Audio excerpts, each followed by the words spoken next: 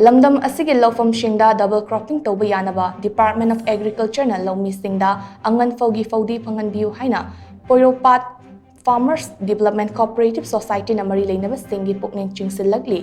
Yaripok Tulihal da ngarang pangthopa paugi mifam amada POIROUPAT Farmers Development Cooperative Society ki Secretary KH Tomchou na hai Loumee Shing chahi asida khamthengna wanabana department da Phoudi pinaba haijarubada Phoudi amada pirakide Pambai layer tabadagi nungtigi phongba pauche amadi electronic media singda wafam asi phongdoklaba matong Department of Agriculture ki director da ayiba chairol piki adubu Phoudi di leite haiduna Phoudi amada pirakide haujik low lokpa loisilaklaba matong asida inil leiringai da thagadaba marumarang sing Phanghanbiyu haina so mahakna makatana appeal tawrakli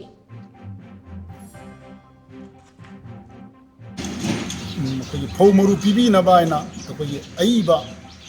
Seron akoy executive director masada pirabasu akoy POIROUPAT Farmer Development Cooperative Society gi wena phou maru amata akoy phangjagi de masi akoy yam nungaite akoy uji yam waba matamni da hojiksu akoy maru marang ji karamba matamda phangan bidurno haibada akoy awaba moji ramde hoji akoy low lokpa matamda ininje kangragadi akoy maru marang ji khunba yaroi dunya hangamsi aduna athuba matamda akoy gi mari LEINABA haitare government aikogi farmers ki damakta yam warba matam jida maru marang je athu matam de pibi na baidana